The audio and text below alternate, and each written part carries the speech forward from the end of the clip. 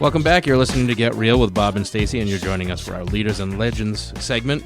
Our guest today is Autumn McIntyre, 15-year-old author of The Element Keeper. Welcome to the show, Autumn. Hello. Thank you for having me. So we've had, I don't even know how many guests. I am pretty sure Autumn is our youngest. Yes. But when you hear about her, you wouldn't expect that she's 15 years old. As you mentioned, Autumn is the author of a fantasy fiction book called The Element Keepers, Tris Calais. The Element Keepers follows the journey of a 14-year-old girl, Feyre Kingsley, as she is thrown into a world filled with fairies, element keepers, and mythological creatures. As time progresses, Feyre and her friends must stop the evil arising that will put her and her world into peril. Join Feyre on the first part of a 4-year journey as she discovers herself, her past, and her future in the first book of 4, The Element Keepers, Tris Calais. So, Autumn, first of all, tell us, how long did it take you to write your first book, and how long is it? How big is the book? This book, I've been working on it for about a year now, since about mid to late January, and this book is about 380 pages. That's amazing. So you're 15 years old, so you have like a schedule of most kids that you have your regular schoolwork, going to school, you're in clubs, etc. How do you find the time to write a book? Well, it can be very hard at times because my school does like to assign a lot of homework, but I just need to find out time to carve it because I really love writing. So I find as much time as I can. Like before the bell rings for first period, we have a 20-minute time period, and I go there into the library and I write. Or there's the 5 minutes before each class starts, and I just write. I just try to spend as much of my free time as I can writing. Do you write every day?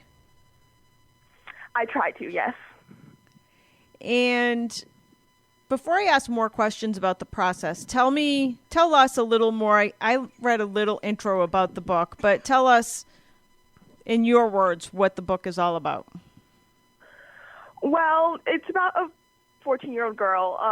She lives a very ordinary and bland life in a very small town, and then one day she's just kind of thrown into this world that's hidden inside her own that she really has no clue about, and it's a very mythological, like really cool world, and she attends a school there called Northborough Academy, where she goes with all the other element keepers to help master her own powers. And just along the way, a lot of weird stuff starts happening. We meet a controlling government. There's a lot of random attacks and intruders, so Feyre and her friends decide, because no one else is really doing anything about it, that they'll be the ones to try and save the school and stop everything bad from happening.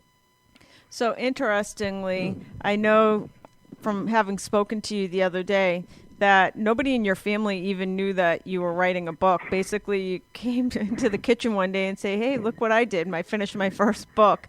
Why did you Yeah. Why did you choose not to let others know that, or your family know that you were writing a book? Well, I didn't let a lot of people know. I'm not very vocal about my writing process because, first off, I never want to seem like I'm trying to brag or rub something in someone's face just because I'm doing something. And also, it's just I would get a whole bunch of questions, and when I'm writing, I kind of just like to be left by myself in that process. So, are you a regular kid that you do stuff do you go to the mall or go to the movies? Yeah. I don't even know what kids do now. I don't know what kids do. Do they still have movies? Yeah. Do you do that stuff? Because you don't sound like an average kid.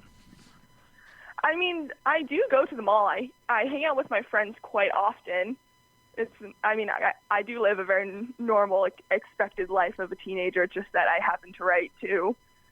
That's awesome. So going after this dream while you're going to school, writing a book, being with friends, like there has to be something that gets sacrificed because you committed so much to writing this book.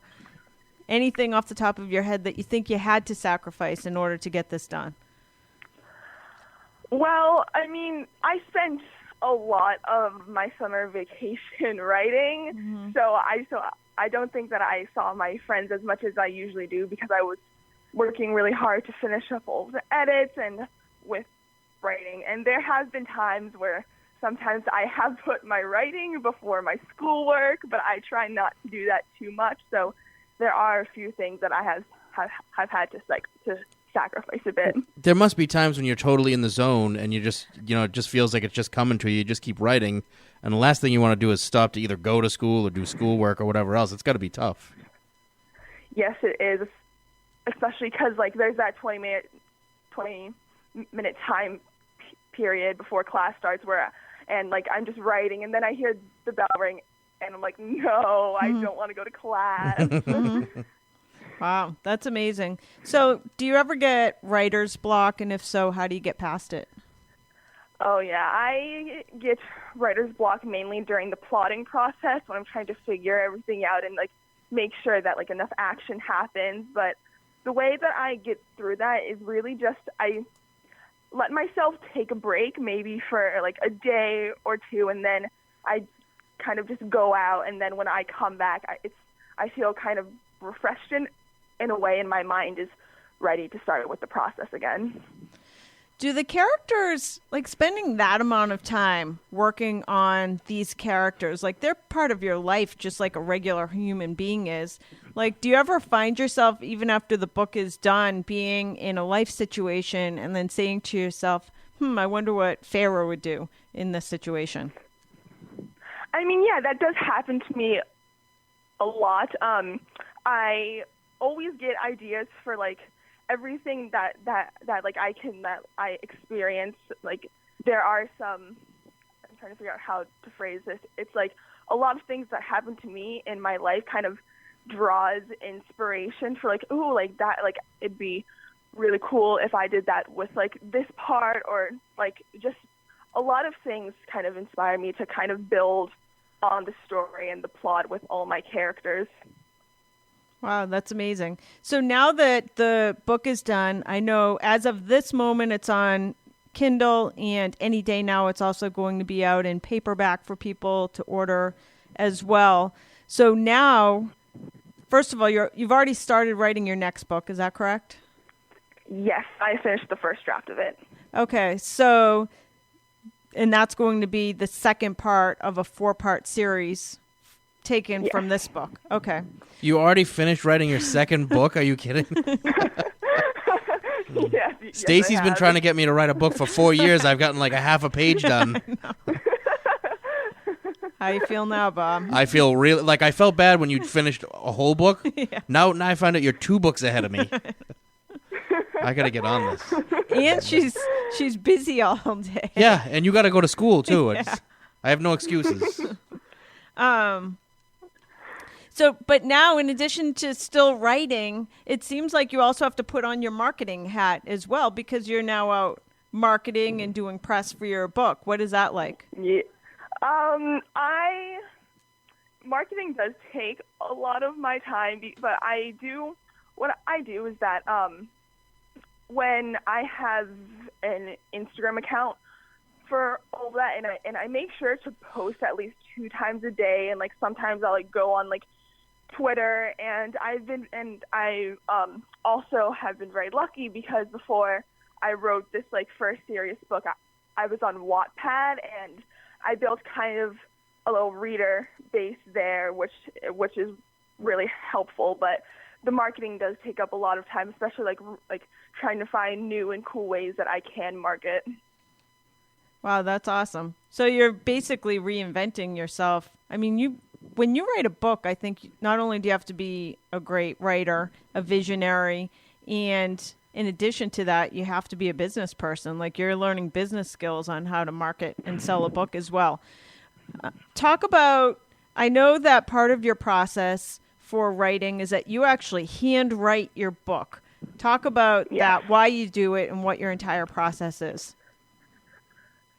So I handwrite I handwrite basically everything first, and I'm not sure why I've always had to handwrite, but when I do the first draft and when I'm plotting, I always use a pen and a paper. I just find that it works better for my mind, because if I try to just type on the computer, the quality of my work won't be as good as it could be. Mm-hmm. So the handwriting does take a lot of time, but I actually really enjoy handwriting, and it makes the revision a lot easier too, because then I'll just transfer. Because I retype the whole book, because I take it from the notebook onto my laptop. Mm-hmm. Wow, so it forces you to read it and edit it as well as you're going along. Do you at least use voice to text? So you Yeah. don't have to type the whole thing out? What? Do you type the whole thing out, or do you use voice to text? I type the whole thing out. See, that's another thing I've been trying to shortcut. Yeah, you're sounding really lazy right Probably now. why I'm Bob. only a half a page into my first book. She sounds really motivated, but you sound really lazy right now. Yeah, I feel really lazy right now. I will say, when you just said writing it out, it really helps you. I really think that's what I need to do. Like, most of the stuff when I write, Yeah. even short articles, I find handwriting, it's a lot easier than typing it or even dictating it. I find dictating very hard to do. Yeah. No, I don't know why, but handwriting has just always been easier for me. I'm more creative in a way when I handwrite. That makes sense. So I get maybe that. that'll be... Yeah. Do you have any other advice for people listening? Because there's going to be literally thousands of people listening on the radio or through the podcast that we send out, and they're like, wow, it might be writing a book, but it really could be any dream. Like, you've accomplished a massive dream at 15 years old already. What advice do you have for others that have a huge goal that they want to go after? Well, I mean, I really believe in hard work pays off, because if you really want to achieve and chase something, then you need to put in the time and the effort, because it's not going to happen so fast. And even if it takes a long time, progress is still progress, and it's better than getting nothing done at all. So I just feel like if you work hard and if you try to spend as much time as you can trying to chase your dream and make it happen, then it will happen. Did you find it was easier to write the second book than the first? The second book was a bit harder to write, just because the second book is more of there's a lot of things going on in that book. It's a really messy book with all the characters' lives, so it did take a kind of longer to write than the first book did. So how long did it take you to write it, the first draft? The second book? Yeah. I started it in July, and I finished it last month. So I think maybe 5 months. Well, that's not too bad. Yeah. Considering all the other stuff you have going on, that's not too bad at all. Yeah, I wanted to start it on summer vacation so that I could have a lot of time for it before I went back to school. Wow. Are you the next J.K. Rowling? Is it possible? I don't know. I mean, I want to be the first Autumn McIntyre. That'd be That's awesome. Nice. But I do look up to J.K. Rowling a lot, so. That's awesome. So 10 years from now, when we have you on the show for the 100th time, and we don't make you drive out like other guests that we talk about, what are you going to be known for? I mean, because one of the reasons I started writing is because I've read books from so many amazing authors, and reading those books have led me in such an amazing journey, and I've found and I've discovered a lot about myself, and I felt so many emotions, and I wanted to write books as fantastic as the ones that I have read, and I wanted to be able to provide people with such an amazing and cool story. So I just hope that I'm able to positively impact people's lives one day with my writing. I asked her this the other day, but I'm going to ask it again just for the listeners. Especially being a young person, I was wondering if it's hard to keep friendships. Like, to be friends with Autumn McIntyre. Like, can you imagine the parents of her friends? They're like, well, Autumn wrote a book last summer, and you can't even clean your room. Yeah. 2 books. No, I have had many. I have heard many stories from my friends saying, like, my parents expect me to do a lot now because you wrote a book. But